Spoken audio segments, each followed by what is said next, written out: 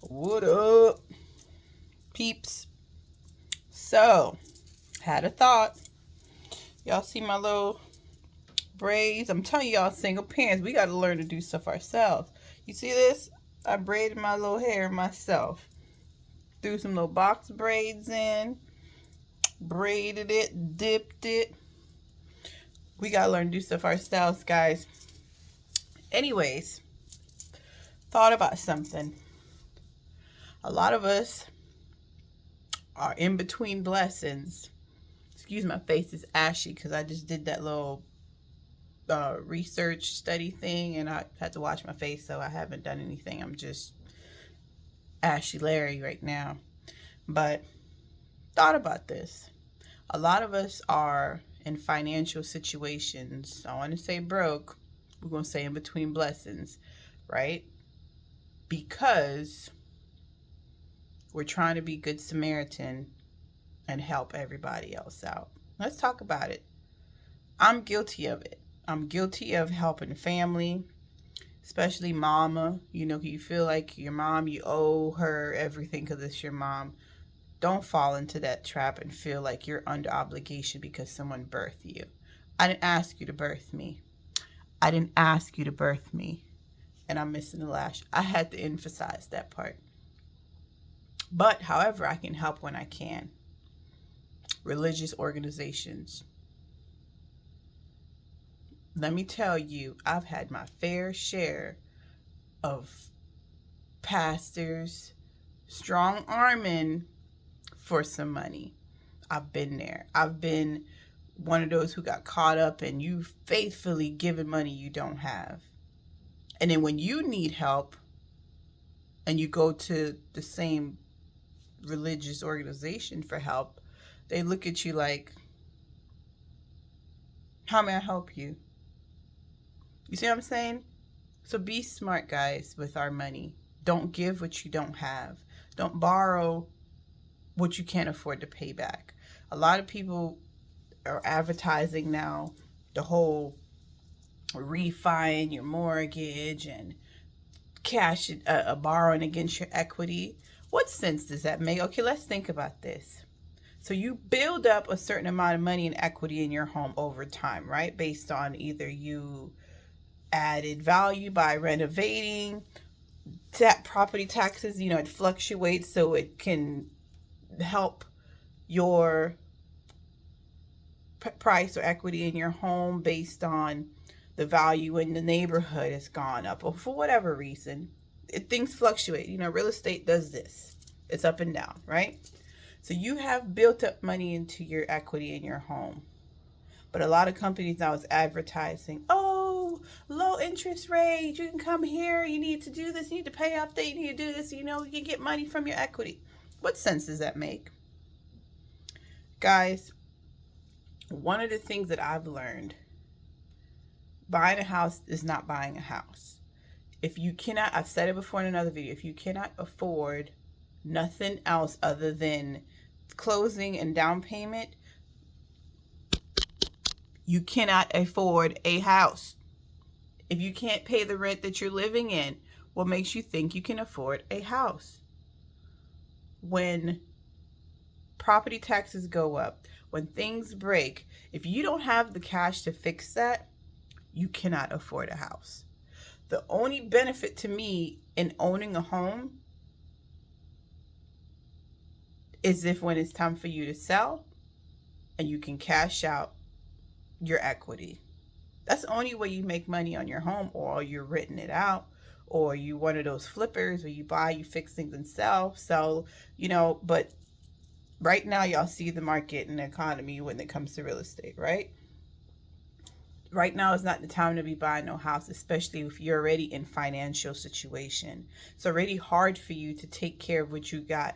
Please don't go out there and get yourself in debt trying to get a house because you want to look a certain way to everybody. Oh, I bought a house. Because I've known people like that where they buy a house just to say they bought a house so they can tell people, I got a house. But yet, you're never in the house because you're working 12 million hours a day to pay for the house. You can't even enjoy it. You cannot even enjoy a weekend at home because you got to work to pay for that mortgage, right? So guys, please, please, please, please, let's get our financial literacy together, okay? Let's start making better decisions with our finances, okay? And back to the whole equity thing. What sense does it make? Okay, because people need to really understand this. What sense does it make to take out a loan? Mind you, you have a mortgage already, but you have equity.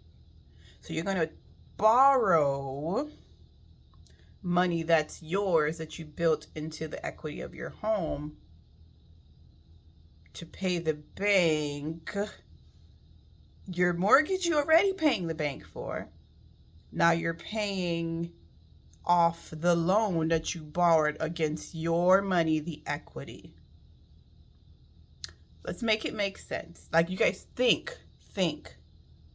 You are borrowing money against money that's yours to get quick access of it, and then turn around and still pay a percentage on top of it and have to pay back what you paid back. Think about it. Does it make sense? So all of you folks with, you're already in debt and your finances already tight, don't create more situations for you to have to deal with. I heard this saying a long time ago. Do not make, I think it was Dr. Miles Monroe, do not make decisions that complicate your life. Especially in the moment when we're in situations, we just kind of react because we're trying to fix whatever the problem is. But sometimes if you really sit and think, I heard this too, always wait 24 hours before making any type of decision. Like, sleep on it for 24 hours and then think about it. Or sometimes you need longer to pray about it and talk about it and think about it more. Do that. But let's start having some more financial literacy. I have family that has 2 mortgages, but you're calling me to help you pay your property taxes. Come on, guys. We got to do better. Do not get yourself in situations where you cannot afford. Stop allowing people to manipulate you, religious organizations, to give money you don't have. God is not going to punish you if you don't have it to give. You know what I do? I don't even do tithes and offering, because first of all, I don't even go to a brick and mortar religious nothing anymore. That's the best decision I've made for me. God is wherever I'm at.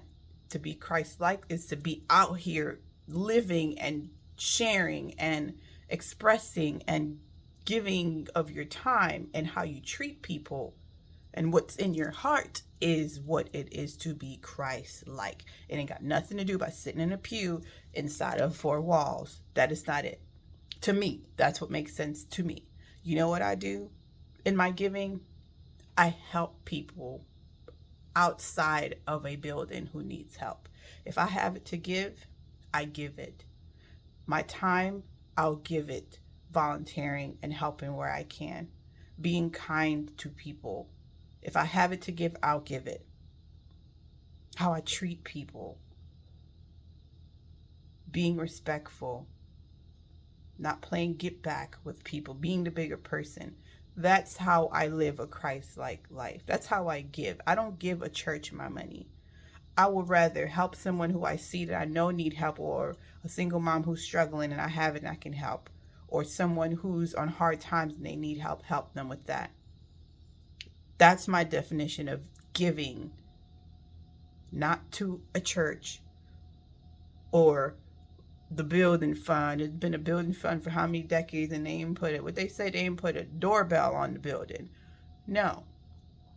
I give outwardly, like what Jesus did. He went out and he gave. How many times in the Bible you've seen Jesus was sitting in a building all day long? He went outside and he gave and he taught and shared and healed and did all these things outside of the building. Church is us. We, the people, are church. It's not a building. People misunderstand that. The church is the people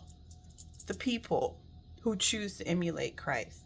So again, guys, do not get swindled by people, family, religious organizations.